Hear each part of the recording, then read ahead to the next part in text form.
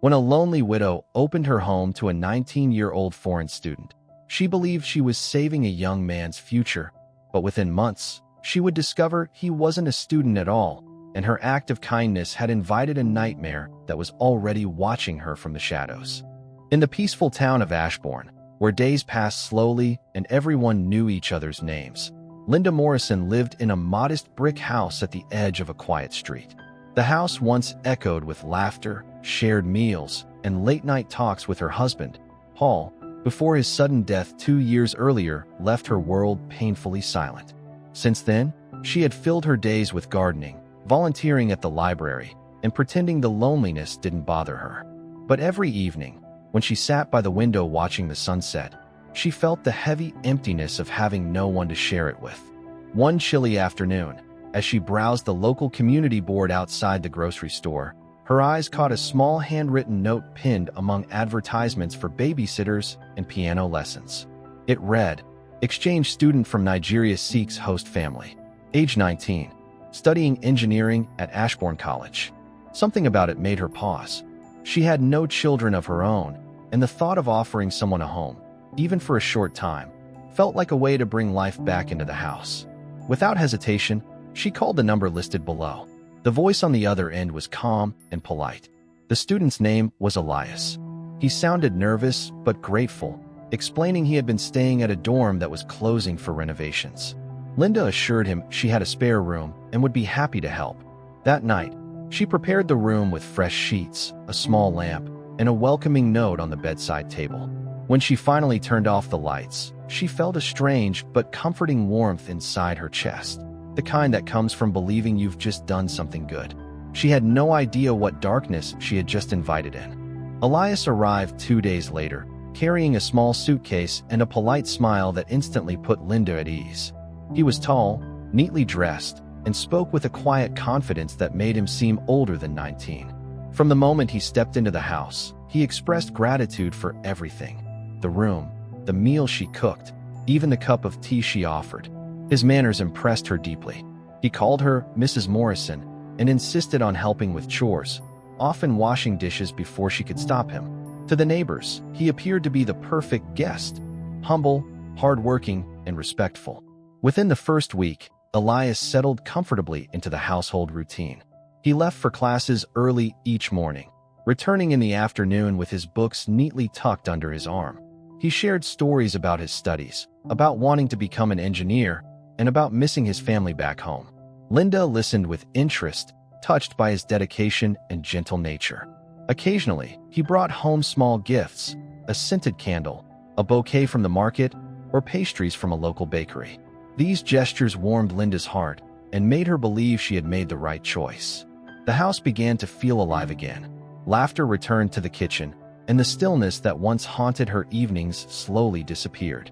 Friends who visited commented on how happy she seemed, how having a young tenant had given her purpose again. She agreed wholeheartedly, convinced that Elias was exactly what her quiet life had needed. But beneath his politeness, there were moments when his eyes lingered too long. His smile held a trace of something unreadable, and his silence stretched just a little too far. Linda didn't notice then, but the perfect guest was beginning to watch her more closely than she realized. The first signs that something wasn't right appeared so quietly that Linda almost ignored them. It began one evening when she went to collect her mail from the front porch. Several envelopes were already opened, though she distinctly remembered leaving them sealed. Bills, bank statements, and personal letters sat in a neat stack on the table, as if someone had carefully gone through them and then placed them back. She told herself it must have been the wind or her own forgetfulness, but the explanation didn't feel convincing. A few days later, she noticed that her jewelry box was slightly out of place. Nothing seemed missing, yet the small lock she always clicked shut was left open. Her pulse quickened, but she pushed the thought aside. Elias couldn't have done it. He was polite, responsible, and barely left his room except to study or help around the house. Still, a strange unease began to grow, a quiet voice whispering that something about her home no longer felt private. The most unsettling moment came late one night when the dog began barking uncontrollably outside Elias's door. The sound was sharp and relentless, waking Linda from sleep. She found Elias standing in the hallway, calm and smiling, claiming he had simply dropped something that startled the dog. His explanation was smooth, his tone reassuring, but the dog refused to go near him again afterward. In the following days, Linda caught subtle oddities: lights left on, the faint creak of footsteps when Elias was supposedly asleep, and the soft click of doors closing in empty rooms. Each time, she convinced herself it was nothing. Yet deep down, something had shifted. Her once peaceful home had begun to feel unfamiliar, as if another presence lingered quietly in the corners. One afternoon, while Elias was out at class, Linda decided to tidy his room as a kind gesture. She carried a basket of fresh linens upstairs, humming softly to herself. When she opened his door, the room looked perfectly organized, the bed neatly made, books stacked in even rows, and not a speck of dust on the desk. For a moment, she admired his cleanliness. But as she bent down to pick up a fallen notebook, something caught her eye behind the bookshelf. A faint edge of glossy paper peeked out from between the wall and the books. Curiosity tugged at her. She reached in and carefully pulled out a small envelope. Inside were photographs. At first, she thought they were old family pictures, but her breath caught when she looked closer. They were pictures of her, dozens of them. One showed her standing at the kitchen sink, another captured her walking the dog, and one, more disturbing than the rest, showed her sleeping in bed. The images were taken from strange angles, clearly without her knowledge. Her hands began to shake as she flipped through them, each picture more invasive than the last. Her heart pounded, a cold sweat breaking across her neck. She quickly stuffed the photos back into the envelope and slid it where she found it, terrified he might walk in and find her snooping. For the rest of the day, she couldn't focus on anything. Every sound made her flinch. Every creak in the hallway sent her pulse racing. That night, when Elias returned, he acted as though nothing was wrong, speaking politely as always. Linda forced a smile, her throat dry. She didn't sleep at all.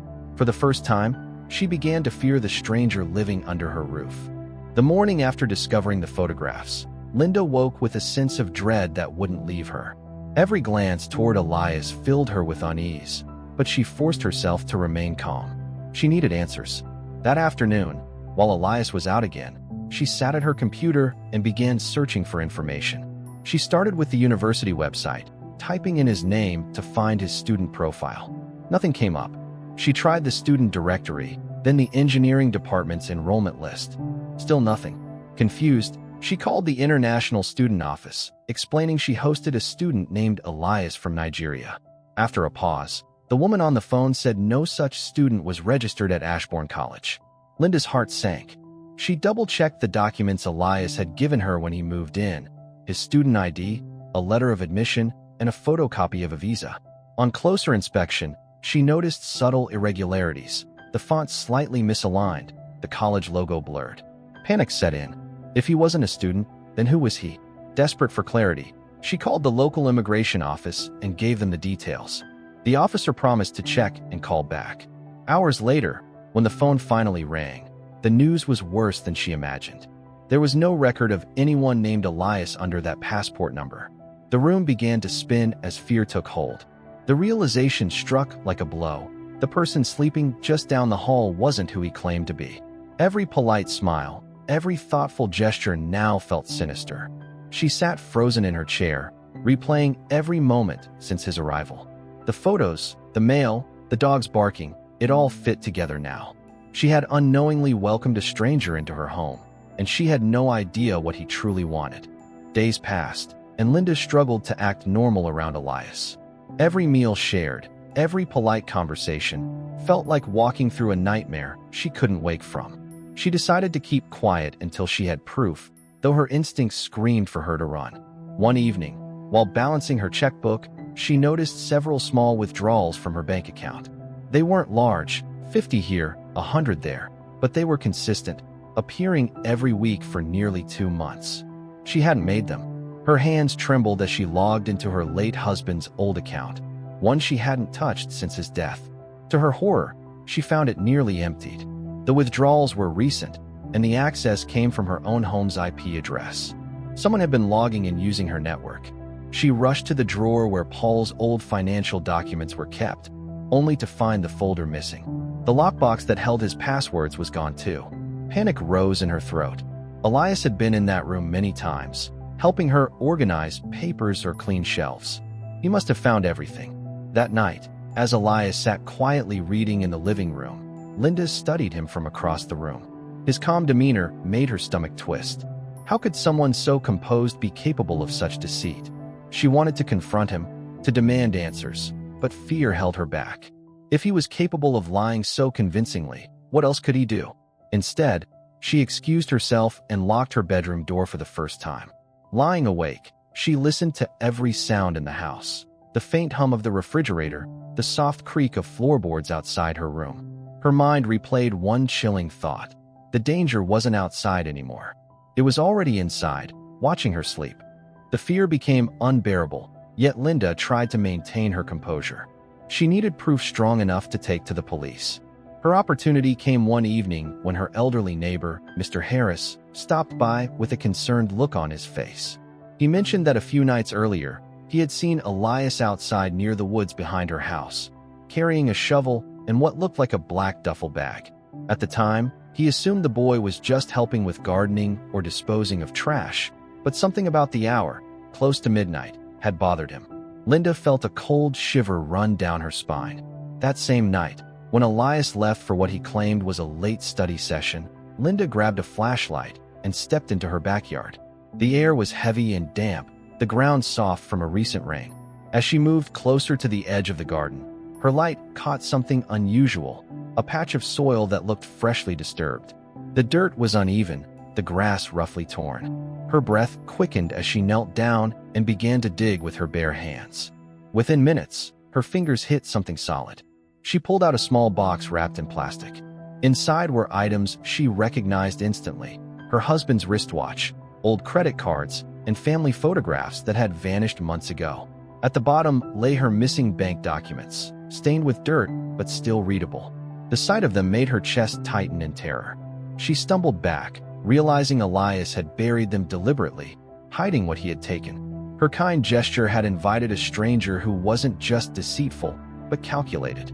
She ran inside, locking every door and window, her body trembling as she finally accepted the truth. She had been living with a predator. When dawn arrived, Linda could no longer keep her fear to herself. She gathered the evidence, the buried items, the photographs, and copies of the bank statements, and went straight to the police station. Her voice trembled as she told the officers everything, from the first day Elias arrived to the moment she unearthed the box in her yard. The detectives listened carefully, their expressions growing more serious with every detail. They took the photographs and documents for examination, assuring her they would investigate immediately. Within hours, they began tracing Elias's fingerprints from the items he had touched around the house. The results came back faster than expected, and the truth was worse than Linda imagined. The man calling himself Elias Morrison had no record as a student, but his fingerprints matched multiple identities across Europe. He had used at least 6 aliases over the past 3 years, moving from one country to another. Authorities revealed that in France, a host family who had taken in a foreign student under another one of his names had mysteriously disappeared. Their home was later found abandoned, valuables missing, and the young man gone without a trace. Interpol had been tracking him for months for crimes including fraud, identity theft, and suspected homicide. Each time he escaped, leaving behind a trail of stolen money and vanished hosts who were never found. Linda sat frozen as the detective explained that he had likely targeted her after discovering she was widowed and living alone. The polite young man she had pitied and cared for had carefully studied her life, taken her trust, and exploited her kindness. The police launched a manhunt that same night, but deep down, Linda knew catching him wouldn't be easy. He was too smart, too patient, and always one step ahead. As the police began their search, Linda's home turned into a crime scene. Officers dusted for fingerprints, collected evidence, and questioned neighbors. Despite their efforts, Elias was nowhere to be found. His belongings were gone: clothes, suitcase, books, even the framed photo he kept on his desk. The room looked as though no one had ever lived there. But one thing remained on the bed: a single photograph of Linda sleeping, placed carefully on her pillow. On the back, written in neat handwriting, were the words, "*You were the kindest.'" The message sent chills through her entire body. It was not a goodbye. It was a warning. That night, Linda couldn't close her eyes. Every sound outside made her flinch.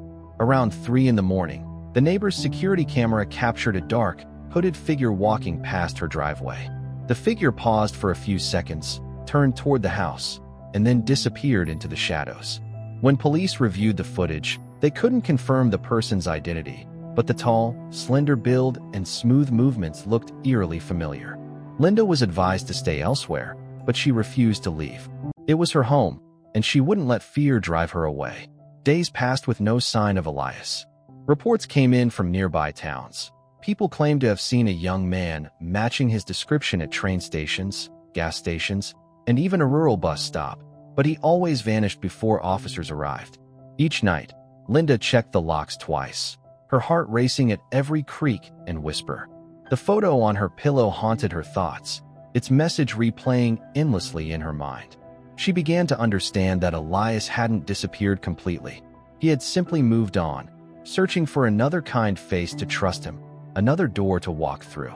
Months passed, yet the fear never left Linda. The once warm and inviting house felt permanently tainted, its every corner holding a reminder of what had happened.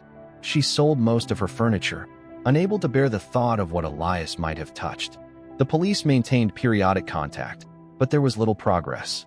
Interpol confirmed that the man had used several new identities since vanishing, resurfacing briefly in different countries before disappearing again. Each time, another family had reported money stolen or items missing, though none had suffered physical harm. At least, none that could be proven. Linda tried to rebuild her life. She moved to a small apartment under police protection, avoiding attention and trusting no one easily. Nights were the hardest. She often woke in a cold sweat, convinced she heard footsteps in the hall or the faint creak of a door slowly opening. Sleep brought no comfort. Only flashes of his face, his calm smile, and the chilling message he left behind. Therapists told her it was trauma, that he was long gone, but her instincts whispered otherwise. Every now and then, an anonymous envelope would appear in her mailbox. Inside, there was nothing but a single photo, always of her, taken from a distance. In one, she was leaving the grocery store. In another, she was standing at a bus stop, unaware of being watched. The images were never accompanied by words, yet they said enough. Someone still knew where she was. Linda learned to live with constant vigilance, her kindness replaced by suspicion. The story of her generosity turned into a national warning, a reminder that sometimes evil doesn't break down the door. It walks in politely, smiles with gratitude, and waits patiently until it's ready to strike.